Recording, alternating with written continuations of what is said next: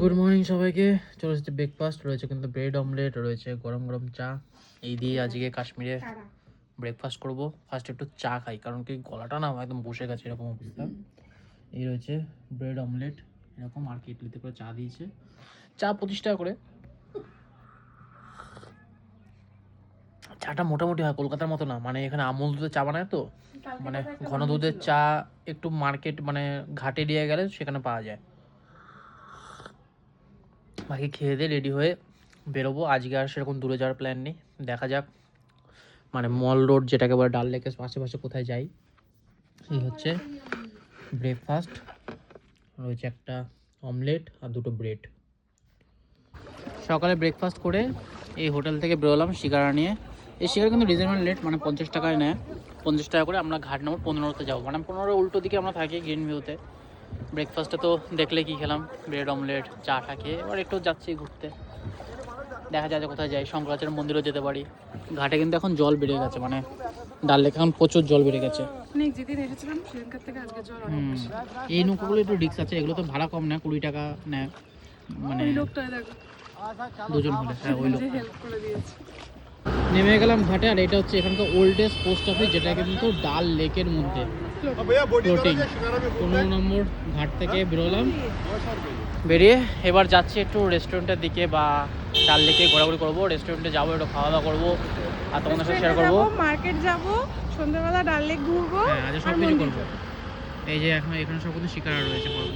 এখন আমরা বেরিয়ে পড়লাম শঙ্করাচার্য মন্দির যাওয়ার উদ্দেশ্যে। অটো নিয়ে নিয়েছি, এখানে লোকালে অনেক অটো চলে, অটো টোটো তো পাহাড়ের উপরে যেতে হবে না, সেখানে অটো নিয়ে নিয়েছি। এই 15 নম্বর ঘাটের সামনে পৌঁছে গেছি। এখান থেকে উপরে পাহাড়ের উপরে উঠতে হবে। এইমাত্র খেয়ে উঠলাম স্টিম রেস্টুরেন্ট থেকে, বেশ ভালো খাওয়া দাওয়ার ওখানে, সেই জন্য এই নিয়ে দুবার গেলাম। আর এখানে কিন্তু ডাল লেকের পাশ দিয়ে আমরা যাচ্ছি, এবার চড়াই শুরু হবে। এখানে রওনা দিলাম। ফার্স্টেই ঢোকার মুখে একটা চেকপোস্ট আছে, ওখানে চেকিং হয়, জিজ্ঞেস করা হয় কোথায় থাকি না থাকি। এটা আর কি চেকিং প্রায়োরিটি যেটাকে বলে। চেক করার পরে আমরা এখান থেকে উপর দিয়ে উঠে গেলাম।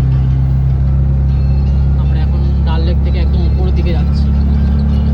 এখান থেকে চেক ইন কমপ্লিট করে আমরা যাচ্ছি উপরে। এখন ঘন্টা বাজিয়ে এখান থেকে 250টা সিঁড়ি পার করলে কিন্তু আমরা পৌঁছাবো মন্দিরে।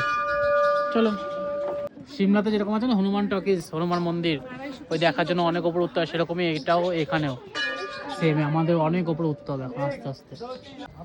অনেকটা নিচ থেকে চলেছি, প্রায় মানে 100টা সিঁড়ি ওপর উঠে গেছে, আরও ওপর উঠতে হবে, এতটা উপরে ওইখানে যেতে হবে। এখানে একটা জলের ব্যবস্থা রয়েছে, জল খাওয়ার জন্য। ওই নিচে রয়েছে রাস্তা। এই চলে আসলাম মন্দিরে, এখান থেকে ওপরে উঠতে হবে। আর এখানে জুতোটা রেখে আমরা যাচ্ছি উপর দিকে। এখানে একটা গ্রাউন্ড ফ্লোর আছে, প্রচুর লোক কিন্তু এসেছে এমনি। এই গাছটাও এখানে শুকিয়ে গেছে, কিছু ফল হয়ে রয়েছে এর মধ্যে। যাই দেরি না করে আবার উপরে খালি পায়ে উঠতে হবে। সিঁড়িগুলো হাইট দেখে একটা সিঁড়ি যেন মনে হচ্ছে 2টো সিঁড়ি দিয়ে একটা সিঁড়ি বানানো হয়েছে, এরকম এতটা উঁচুতে রয়েছে। খুব উঁচু উঁচু সিঁড়ি। ও আসছে, আমিও আসছি। ও নিচে রয়েছে, একটাই গেট করেছে। ইন আউটে কিন্তু আলাদা গেট করা উচিত ছিল আমাকে। এখান থেকে কিন্তু পুরো শ্রীনগর শহরটা দেখা যাচ্ছে। দেখো নিচে রয়েছে ডাল লেক, খুব সুন্দর ভিউ। কিন্তু আজ একটু মেঘলা হয়ে রয়েছে বলে এরকম লাগছে, নালে আদারওয়াইজ মন্দিরের উপর থেকে কিন্তু দারুণ ক্লিয়ার ভিউ পাওয়া যায়। খুব সুন্দর লাগছে, পুরো সিটিটা দেখা যাচ্ছে এখান থেকে। দারুণ ভিউ, দারুণ। আর ওপরে তো পাহাড়ের উপরে বরফ দেখা যাচ্ছে, যেখানে আমরা কালকে গেছিলাম।